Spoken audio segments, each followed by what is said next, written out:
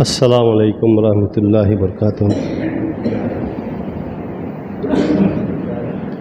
मोहतरम मुसल्लान मस्जिद बनीपुरा और हमारे हरदिल अज़ीज़, हम तो खैर उनको अदब एहतराम से भी और बहुत खुलूस से भी शाही इमाम बोलते थे और बोल के भी हमको खुशी भी होती थी।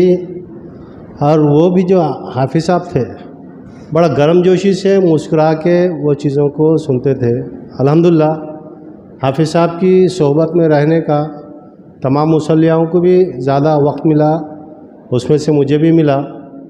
तो हाफिज़ साहब के अंदर अल्लाह ताला ने एक तो जहानत दी थी, फतानत दी थी, और अल्लाह ताला ने उनके ज़िंदगी में उनको इतनी ज़्यादा खुशदिली दी थी कि कभी वो किसी मामले में कोई नाराज़गी का भी मामला आगा तो कभी नाराज़गी को इजहार नहीं करते थे और हमेशा वो जोड़ को पसंद करते थे। मस्जिद के मसाइल में, मस्जिद के मामलात में, मुसल्लियों के मामलात में कभी कोई बात आती तो हमको ज़िम्मेदारियाँ बढ़ते थे। तो कभी भी उन्होंने जोड़ के लिए बात कहा कि भाई जोड़ के रहो, लोगों की गलतियों को नज़रअंदाज करो, लोगों को जोड़ के रखो, लोगों के मामलात को उसमें संभालते जाओ, लोगों को लेके चलो। लेके चलने की सिफ़त अल्लाह ने उनके अंदर दी थी और उनके बयानात में भी हमेशा हमको ये बात नज़र आती है कि उन्होंने बयानात में हमेशा हम सब की हिम्मत अफजाई की है, मुसल्लियों की, उम्मत की, अपने लोगों की, और सबको कभी अप्रिशिएट करके आगे बढ़ने का काम किया। सबको नमाज़ों की पाबंदी का भी बोलते थे, कुरान की ज़्यादा से ज़्यादा इबादत करो, कुरान की ज़्यादा तिलावत करो, कुरान को पढ़ो, याद करो, समझ के पढ़ो भी बोलते थे, और ज़्यादा नवाफिल की तरगीब देते थे। और अल्हम्दुलिल्लाह उनके अंदर अल्लाह ताला ने इतना अच्छा जज्बा और इतना अच्छे दिल के थे वो।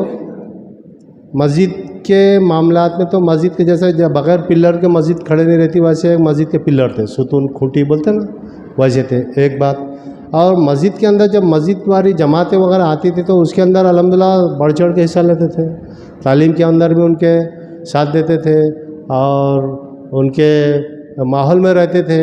और इसी साथ साथ बाज़ वक़्त होता कैसा था कि अपने साथी जमात के अंदर चले गए या मरकज़ में सब साथी जुम्मा मंगल को अक्सर जाते, मस्जिद में कोई नहीं रहता तो अकेले उन्होंने रह जाते थे। कभी मैं रहता था तो आओ बोलते थे, और रशीद भी आप उन दोनों मिलकर तालीम कर लेंगे। तो उनके ये बात से ये अपने को ये मिलता है, अल्लाह के रसूल सल्लल्लाहु अलैहि वसल्लम के जो हदीस है ना कि अमल थोड़ा करो मगर मुस्तकिल मिजाजी से करो। हदीस का मफ़हूम भी है कि थोड़ा अमल करो, रेगुलर करो, उसको नागा मत करो। तो वो चीज़ अल्लाह के फजल से उनके अंदर थी और उन्होंने प्रैक्टिकल बताते थे। तो बाज़ वक़्त हम दोनों या कभी विखार भाई और हाफिज़ साहब बढ़ जाते थे या कोई और साथी रहते थे, बैठ जाना तालीम करना, मुख्तसर क्यों नहीं रहता, 10 मिनट 5 मिनट करके फिर अपने हाथ से रजिस्टर लिखते थे, फिर दुआ पढ़ के फिर मकान जाते थे। तो अल्लाह ताला उनकी जो खूबियाँ हैं वो खूबियाँ हमारे अंदर भी आए, उनके नस्ल में भी आए, उनकी औलाद में भी आए। उनकी खूबियाँ जो है ना वो सबके लिए फ़ायदेमंद है।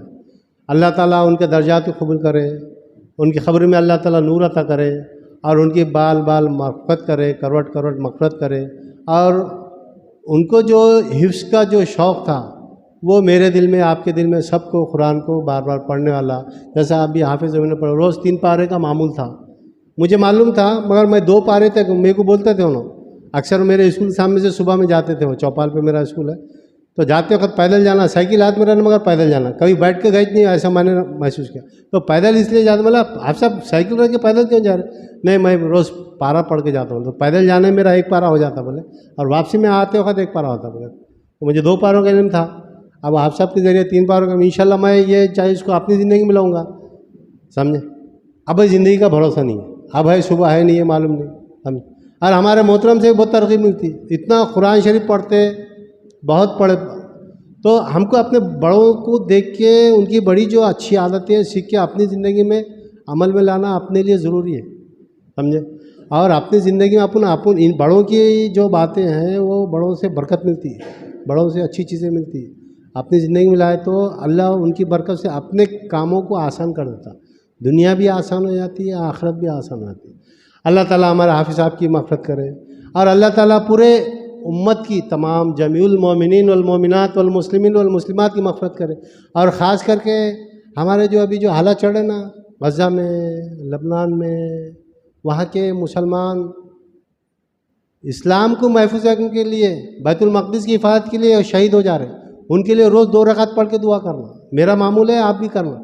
मैं ज़ाहिर करना नहीं चाह रहा हूँ, अपन कर तो कुछ नहीं सकते, 2 रकात पढ़ के तो दुआ कर सकते ना। रोज़ बच्चे, छोटे छोटे बच्चे शहीद हो जा रहे हैं, औरतें, बच्चे, अपने भाई हैं, कलमा पढ़ने वाले, समझ। तो अल्लाह ताला हम सब की पूरे उम्मत की मग़फ़िरत करे और हम सबको कुरान हदीस पे अमल करने की हिदायत और सादत नसीब करे।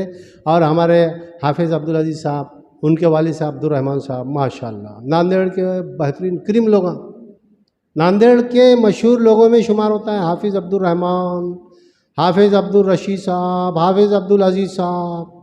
तो हमारी ख्वाहिश है हाफिज़ अब्दुल अलीम साहब का, उमर साहब का, उनके फैमिली के लोगों का ऐसी, और इनके फैमिली में सबके नाम हो, सब दीन की वाबस्तगी में रहे, दीन के अल्लाह के घरों को आबाद करने में तुम्हारे आबाज़त का शुमार है। तुम्हारे से उम्मीद है, पूरे मुसलमान से उम्मीद है कि देखो अल्लाह के घर को आबाद करेंगे तो अपने घर आबाद रहेंगे।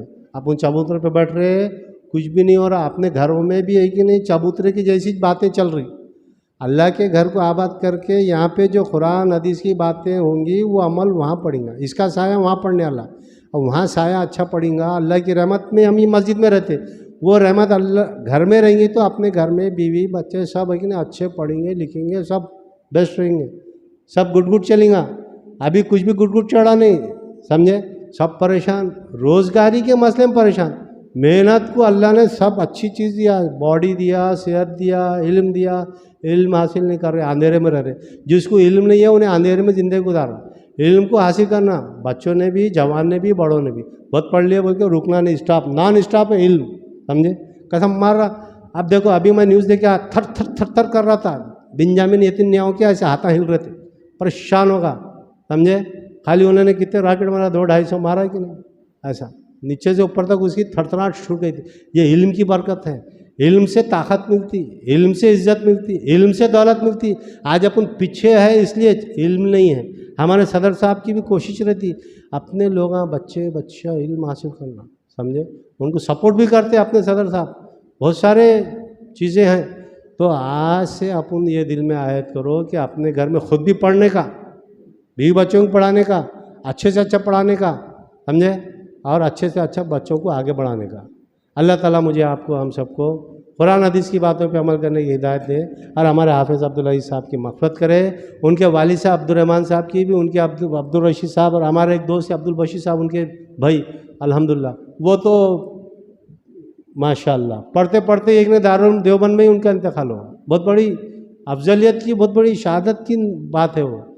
वो मर्तबे वालों को वो मर्तबा मिलता है, माँ बाप की कुर्बानियाँ, औलाद की कुर्बानियाँ, इल्म के लिए उन्होंने कितनी कुर्बानी दी है।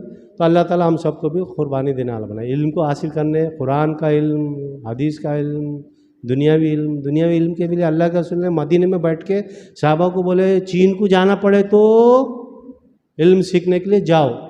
चीन में मुसलमान नहीं थे, चीन में दुनिया का इल्म था, आसरी उलूम। तो अल्लाह के रसूल ने साहबा को मदीने में बैठ के बोले तो कुरान हदीस का भी इल्म हासिल करना है और दुनिया का इल्म भी हासिल करना है। तो हम सबको अल्लाह ताला कही हुई सुनी हुई बातों पे अमल करने की हिदायत और सादत अता करे और हमारे हाफिज़ अब्दुल अज़ीज़ साहब की और तमाम जमील मोमिनीन वल मोमिनात की मग़फ़िरत करे और हमारे तमाम यहाँ बैठे हुए मुसल्लियों को और हाफिज़ साहब के घर के सब लोगों को सब्र जमील अता करे। आमीन।